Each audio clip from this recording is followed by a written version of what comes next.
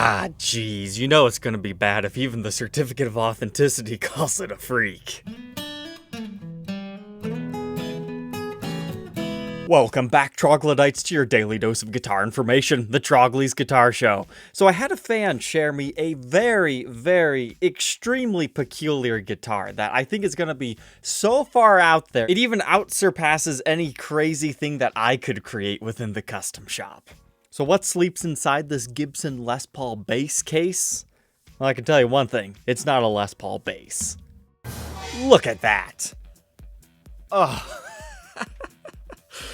Okay, so at first glance, you're just gonna see there is so much not standard about this guitar that it throws your whole brain for a loop. The controls are wrong, the body style's wrong, the headstock's wrong, the fretboard is alien, but let's go ahead, go through this step by step to fully make sense of this thing. Starting off with the body. This is a Les Paul double cut body shape, but you're gonna notice something. It's actually a reverse double cut. Is this a left-handed guitar? No, it is not. Because if it was left-handed, the controls would not be here. They would be over here. So they just randomly decided to do a left-handed body because this horn right here is taller than that one. Okay, that's pretty freaky, but now take a look at the finish here. It's Silverburst. To put things into perspective, we can actually look at our serial number here and it tells us it's a 2001 because it has 5 digits and it starts with 1. And Silverburst was just kind of starting to come back at this point in time, so that's actually pretty big that this has that finish.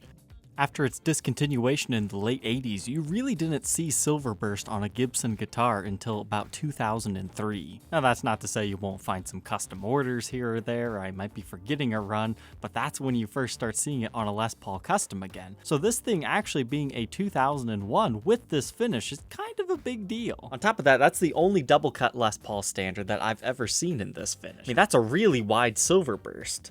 Another characteristic of these early Silverburst reissues are actually a black back instead of a bursted paint job. In fact, some of the earliest ones are actually rim bursts. Continuing on here, look at our electronics. It appears to just be a master volume. I guess it could also be a master tone, but volume would make more sense. And you've got a single 3-way toggle switch to select between the 2 pickups. I would assume we have something like 57 classics in this. But man, I'm actually kind of upset. They should have just went for like a 1 pickup on this guitar because everything else is just too crazy anyways. You might as well make it even more insane. Because look, you also have a wrap tail, kind of like that DC Pro that we're going to talk about in a few weeks. But this one is the lightning bar variety, so not a traditional bridge and tailpiece setup as you're used to on this model. So we've had some time to adjust to the non-traditional finish, the flipped body, and the very simplified layout of this thing, but now let's move up to our headstock. We got a Firebird headstock, but that's not just any Firebird headstock. This is an abomination. So most people will just look at this and be like, okay, yeah, Firebird headstock, but this is actually a non-reverse Firebird headstock put over top of a reverse Firebird. Because the traditional Firebirds that most people think of are called the reverse. And this is the headstock they have, but this has the reverse style truss rod cover and does not have the exposed different color along the edge, and it doesn't have that raised portion of a veneer.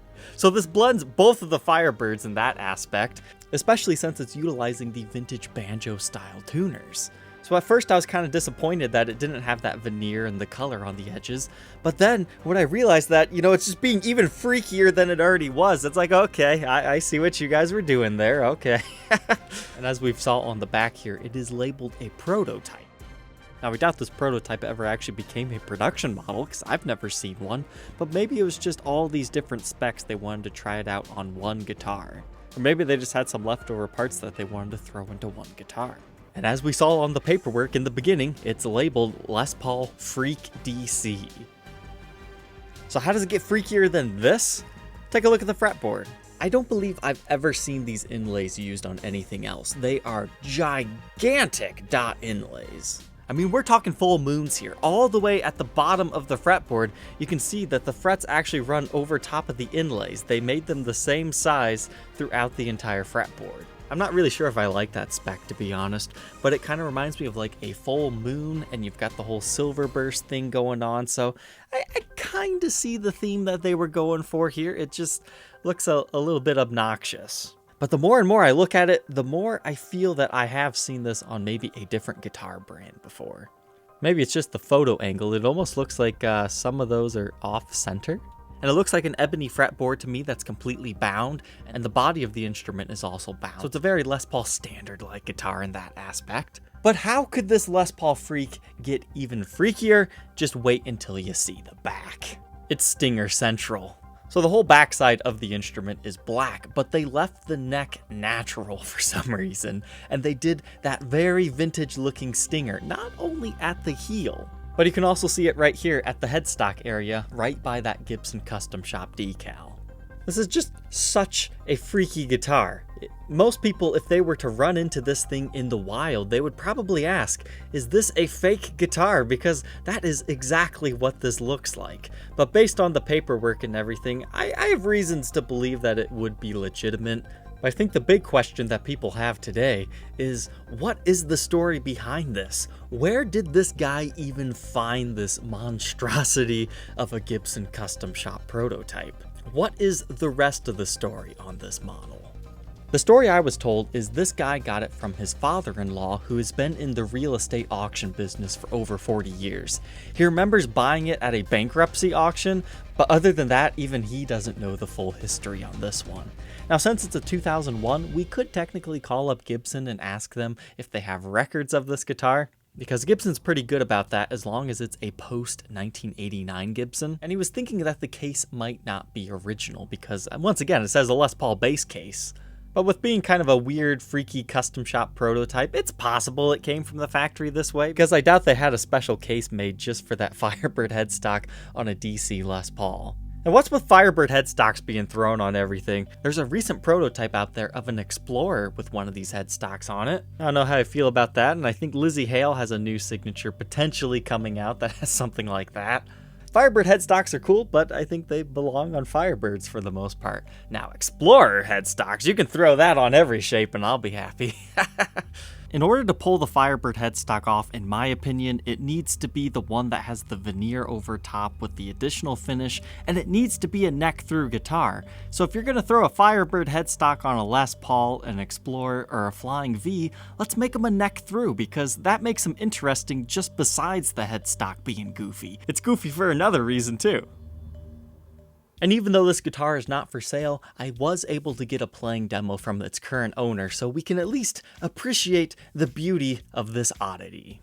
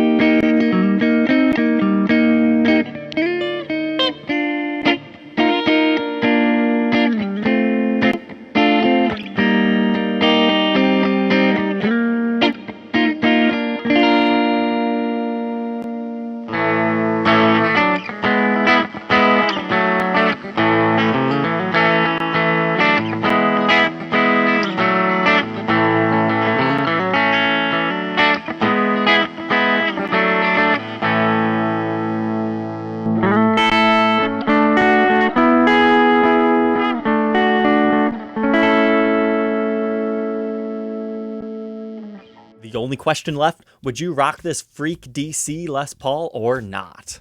Leave your answer down in the comment section below. Don't forget to like, comment, and subscribe, and we will see you tomorrow on the next episode. Take care. My final thoughts, I think it's interesting. It's not something that I would custom order a replica of, but it really makes me wonder what the origin story of this is. I really believe this might be an employee guitar or something that somebody took some parts home to, just kind of cobbled it together. So I think it's official Gibson stuff, definitely, but the rest of the story might remain a mystery.